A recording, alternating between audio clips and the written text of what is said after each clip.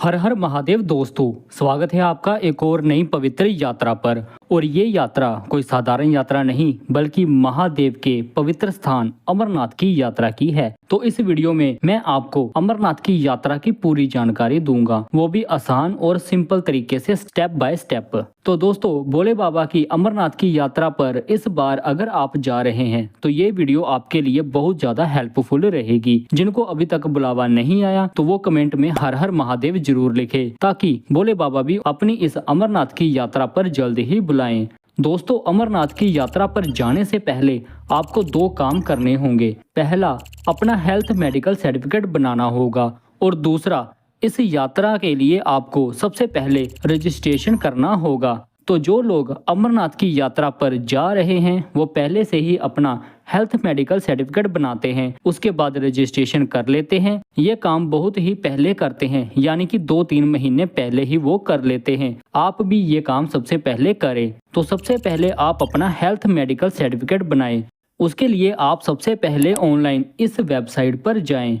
उसके बाद यहाँ पर हेल्थ मेडिकल सर्टिफिकेट पर क्लिक करें। इसके बाद नीचे अपने शहर देखें। जैसे कि मैं पंजाब जलंधर शहर से रहता हूँ तो मैं सबसे पहले पंजाब वाली PDF डाउनलोड करूँगा। इसमें अपना शहर जलंधर देखूंगा तो ये मेरे डॉक्टर का नाम लिखा हुआ है और ये हॉस्पिटल का नाम लिखा हुआ है। मैं यहाँ पर जाऊँगा और अपना हेल्थ सर्टिफिकेट बना लूँगा। तो आप भी वैसे ही अपना हेल्थ सर्टिफिकेट बनवा लें। तो अब अगर रजिस्ट्रेशन की बात करें तो वो आप दो तरीके से कर सकते हैं, ऑनलाइन या फिर ऑफलाइन। पहले बात करते हैं ऑफलाइन के बारे में। तो ऑफलाइन रजिस्ट्रेशन करने के लिए आप अपने शहर के किसी भी PNB बैंक, SBI बैंक या फिर येस बैंक में चले जाएं। वहां पर आप अपना हेल्थ सर्टिफिकेट, आधार कार्ड, अपना mobile number, passport size photo देकर एक फार्म पूरी तरह भर लें। उसके बाद यह फार्म आप अपने बैंक वाले को दे दें और साथ में 220 रुपये रजिस्ट्रेशन चार्ज देने होंगे। उसके बाद बैंक वाले आपको एक स्लिप देंगे। ये है आपका यात्रा परमिट कार्ड। ये आप अपने पास रख लें और ये सिर्फ आपकी यात्रा में ही काम आएगा। अब जानते हैं ऑनलाइन रजिस्ट्रेशन कैसे करते हैं। तो उसके लिए आपको अपने किसी भी ब्राउज़र में ये वाली वेबसाइट सर्च करनी है। सर्च करने के बाद आप लॉगिन कर लें। ये आप मोबाइल नंबर से लॉगिन कर सकते हैं। इसके बाद आपको OTP आएगा और आपकी ID जो है वो लॉगिन हो जाएगी। उसके बाद आप रजिस्ट्रेशन पर जाएं और उसके बाद नई विंडो खुल जाएगी। तो आप बिल्कुल नीचे आएँ, आई एग्री पर क्लिक करें और रजिस्टर पर क्लिक कर दें। वहाँ पर अपनी पूरी डिटेल स्टेप बाय स्टेप भर दें। अपना नाम, फादर नेम, एड्रेस, आधार कार्ड और यहीं पर आपको अपने डॉक्यूमेंट भी अपलोड करने होंगे और साथ में आपको अपना हेल्थ सर्टिफिकेट वो भी अपलोड करना होगा। और ऑनलाइन को 150 रुपीज़ आप यहाँ पर पेमेंट कर दें। पेमेंट करने के बाद आपको एक स्लिप मिल जाएगी, वो आप डाउनलोड कर लें और उसका प्रिंट आउट निकाल कर आप अपने पास रख लें। और ये स्लिप यात्रा के दौरान अपने पास रखेंगे और इसके बिना आपका RFID कार्ड भी नहीं बनेगा। RFID कार्ड कहाँ बनता है उसकी बारे में मैं आपको आगे बताऊँगा। दोस्तों, RFID कार्ड की बात करूं तो वो आप जम्मू रेलवे स्टेशन के पास काउंटर बना हुआ है वहां पर भी बना सकते हैं या फिर आप भगवती नगर यात्री निवास पर जाकर भी बना सकते हैं। तो जैसे ही आप वहां पर पहुंचोगे तो आप ये काम पहले ही कर ले, अपना RFID कार्ड बना ले, क्योंकि उसके बगैर आपकी इस यात्रा में एंट्री नहीं होगी। तो दोस्तों, जैसे कि अब आपने हेल्थ सर्टिफिकेट बना लिया है, रजिस्ट्रेशन भी हो गई है, तो अब जानते हैं अमरनाथ यात्रा पर हम कैसे पहुंचेंगे। वैसे तो दोस्तों, अमरनाथ यात्रा के लिए बहुत सारी बसें निकलती हैं, बहुत सारे श्रद्धालु बस लेकर जाते हैं। हमारे शहर जलंधर से भी बहुत सारी बस सीधा अमरनाथ यात्रा के लिए रवाना होती है। आपके यहाँ से भी अगर बस जाती है तो ठीक है, अगर नहीं जाती तो कोई बात नहीं। आप सबसे बेस्ट तरीका बाय रेल वाला ऑप्शन चूज कर सकते हैं। आप अपने शहर से ट्रेन पकड़कर सबसे पहले जम्मू तवी रेलवे स्टेशन पर आ जाएं। फिर जम्मू तवी से आप भगवती नगर वहां पर चले जाएं। ऑटो वाला आपसे लगभग 50 रुपए चार्ज करेगा और आपको भगवती नगर वहां पर पहुंचा देगा। वहां पर यात्री निवास बना हुआ है जहां पर कि आपके लिए अमरनाथ की साइन बोर्ड की तरफ से डोरमेंट्री की सुविधा उपलब्ध की गई है। 150 रुपए में 1 पर्सन आपको डोरमेंट्री मिल जाएगी। आप बड़े ही आराम से रात को वहां पर विश्राम कर सकते हैं और भोजन यहाँ पर बिल्कुल फ्री मिलेगा। तो वहां पर आप एक रात रेस्ट करें और फिर सुबह जल्दी ही उठ जाएं, क्योंकि यहाँ से आपकी मेन यात्रा शुरू होगी।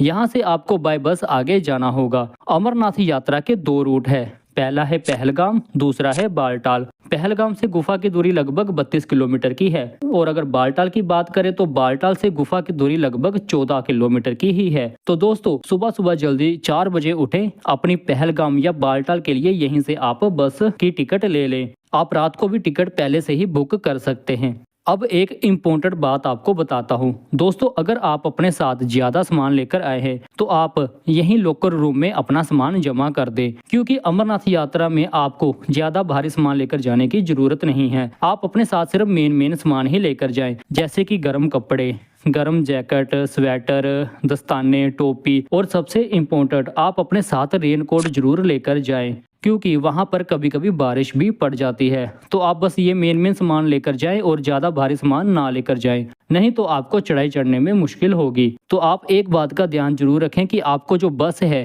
वो 4 से 7 बजे के बीच ही मिलेगी। तो आप सुबह जल्दी उठें, अपनी टिकट बुक करें और सुबह सुबह जल्दी ही यहाँ से आप निकल जाएं। पहले जानते हैं पहलगाम वाले रूट के बारे में। पहलगाम जाने के लिए आपको बस की टिकट 650 रुपये में मिलेगी। आप शाम तक पहलगाम पहुंच जाएंगे, तो उस दिन आप वहीं पर विश्राम करेंगे। इसके लिए आपको यहीं बेस कैंप में टेंट की सुविधा मिल जाएगी, जहां पर कि आपका पर पर्सन लगभग 300 से 500 रुपये तक का ही खर्चा होगा। भोजन की सुविधा बिल्कुल मुफ्त मिलेगी, तो आप यहां पर खाना खाएं और रेस्ट करें। फिर पहलगाम से आप सुबह जल्दी ही निकलेंगे चंदनवाड़ी की ओर। पहलगाम से चंदनवाड़ी की दूरी लगभग 16 किलोमीटर की है। तो ये रास्ता आप बाय शेयरिंग टैक्सी के द्वारा कर सकते हैं। टैक्सी वाला आपसे 150 रुपये तक का ही चार्ज करेगा और चंदनवाड़ी पहुंचा देगा। तो दोस्तों अब चंदनवाड़ी से आपकी यात्रा होगी शुरू। यहाँ पर आपका RFID कार्ड चेक होगा और फिर आपको अंदर एंट्री मिल जाएगी यात्रा के लिए। चंदनवाड़ी से अमरनाथ गुफा की दूरी लगभग 32 किलोमीटर की है। आपका पहला पड़ाव होगा चंदनवाड़ी से शेषनाग, जो कि 12 किलोमीटर के करीब होगा। सुबह आप अगर जल्दी निकलोगे तो शाम तक आप शेषनाग तक पहुंच जाएंगे। यहीं पर आप रात को स्टे करेंगे। टेंट आपको 500 रुपये तक का मिल जाएगा पर पर्सन चार्ज, जिसमें कि आपको गद्दा रजाई टेंट में रहने की सुविधा प्रॉपर मिल जाएगी। भोजन की बात करूं तो भोजन यहाँ पर बिल्कुल फ्री मिलेगा। तो फिर अगली सुबह आपको फिर जल्दी ही आप उठें और अपनी यात्रा शुरू करें। आपका अगला पड़ाव होगा शेषनाग से पंचतरनी, जिसकी दूरी लगभग 14 किलोमीटर की है।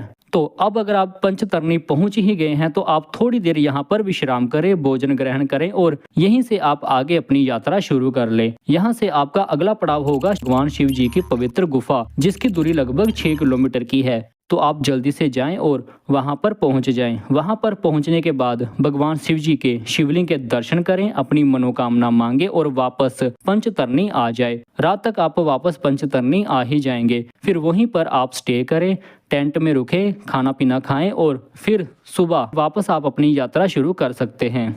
उसके बाद दोस्तों वापसी के आपके पास 2 ऑप्शन हैं। एक ऑप्शन है बालटाल वाला रास्ता, दूसरा ऑप्शन है पहलगाम, जहां से आपने अपनी यात्रा शुरू की थी। तो दोस्तों अगर आपने पहलगाम के लॉकर रूम में अपना सामान रखा हुआ है तो आप वापस पहलगाम वाला रास्ता ही चूज करें। लेकिन अगर आपने सामान नहीं रखा तो बेस्ट यही है कि आप बालटाल वाला रास्ता चूज कर लें और वहां से आप जल्दी ही वापस नीचे आ जाएंगे। वहां से आप बस लेकर भगवती यात्री निवास आ जाएं, जहां पर कि आपने अपना सामान रखा हुआ होगा। वहां से आप अपना सामान पिक करें और वापस अपने घर की ओर आ जाएं। अब जानते हैं दूसरे रूट के बारे में, यानी कि बालटाल वाले रूट के बारे में। दोस्तों अगर आप बालटाल से यात्रा करते हैं तो बालटाल से अमरनाथ की गुफा लगभग 14 किलोमीटर की दूरी पर ही है। ये यात्रा आप एक दिन में ही कवर कर लेंगे। ये यात्रा थोड़ी कठिन होती है। यहाँ पर आपको पहाड़ी रास्ते से होकर भगवान शिव जी की पवित्र गुफा के पास आप पहुँचोगे। जम्मू से भगवती यात्री निवास से बालटाल की दूरी लगभग 360 किलोमीटर की है। यहाँ से बस का किराया 800 से 850 रुपये के बीच है। तो सुबह आप जल्दी 4 बजे से लेकर 7 बजे तक बस ले लें बालटाल की और रवाना हो जाए। बालटाल पहुंचने में आपको 12 घंटे का समय लग जाएगा। अगर आप सुबह सुबह जल्दी निकले हैं तो आप रात तक बालटाल पहुंच जाएंगे। वहां पर पहुंचते ही आप टेंट लें, विश्राम करें। भोजन की सुविधा बिल्कुल फ्री है। टेंट में आपके वही 400 से 500 रुपये लगेंगे पर पर्सन। अगले दिन सुबह आप यहीं से अपनी यात्रा शुरू करेंगे बालटाल से। बालटाल की खास बात यही है कि आप ये यात्रा एक दिन में कवर कर सकते हैं। लेकिन एक और बात, ये यात्रा बहुत ही मुश्किल है। यहाँ पर खड़ी चढ़ाई आपको करनी होगी। तो अगर आप बाई फिट हैं तो जरूर आप बालटाल से ही अपनी यात्रा शुरू करें। तो जैसे कि दोस्तों अगर आप सुबह सुबह निकले हैं तो आप शाम तक बड़े ही आराम से भगवान शिव जी की पवित्र गुफा के पास पहुंच जाएंगे। वहां पर जाएं, भगवान शिव जी के शिवलिंग के दर्शन करें, मनोकामना मांगे और यहीं से वापस आप फिर पंचतरणी आएंगे। पंचतरणी आप रात को यहाँ पर स्टे करेंगे। स्टे करने के बाद सुबह आप जल्दी उठेंगे और बालटाल वाले रास्ते से आप वापस आ सकते हैं या फिर आप पहलगाम वाले रास्ते से भी वापस आ सकते हैं, जैसा आपको अच्छा लगे। और वहीं से फिर आप बस लेकर वापस भगवती नगर यात्री निवास आप आ जाएं और सेम वही प्रोसेस है। अब वहीं से आप अपने घर की ओर रवाना हो सकते हैं। दोस्तों, इस यात्रा में आपको भोजन की सुविधा हर जगह मिलेगी। आपको खाने पीने की टेंशन बिल्कुल भी ना लें। यहाँ पर आपका खाने पीने में 1 रुपया भी खर्च नहीं होगा। तो दोस्तों, अगर बात करें इस यात्रा में कितने दिन लगते हैं, तो अगर आप पहलगाम वाला रास्ता चूज करते हैं तो आपको आने जाने में 5 दिन लग जाएंगे। 1 दिन जाने के, 1 दिन वापस आने के और 3 दिन आपके यात्रा में लग जाएंगे। लेकिन अगर आप बालटाल वाले रास्ता चूज करते हैं तो आपके 3 दिन ही लगेंगे। 1 दिन जाने का, 1 दिन यात्रा का और 1 दिन वापस आने का। दोस्तों, ये यात्रा अगर आप पैदल नहीं कर सकते तो आपके पास यहाँ पर घोड़ा खच्चर, पालकी और हेलीकॉप्टर की सुविधा भी है। आप उसके द्वारा भी यात्रा कर सकते हैं। पहलगाम से आपको ज़्यादा सुविधा इनकी मिल जाएगी। पहलगाम से घोड़े खच्चर की बात करें तो वो लगभग 8,000 से 10,000 रुपये तक का चार्ज करेंगे एक साइड जाने का। अगर पालकी की बात करूँ तो उसका खर्चा 20,000 से 25,000 रुपये तक का खर्चा आएगा एक तरफ जाने का।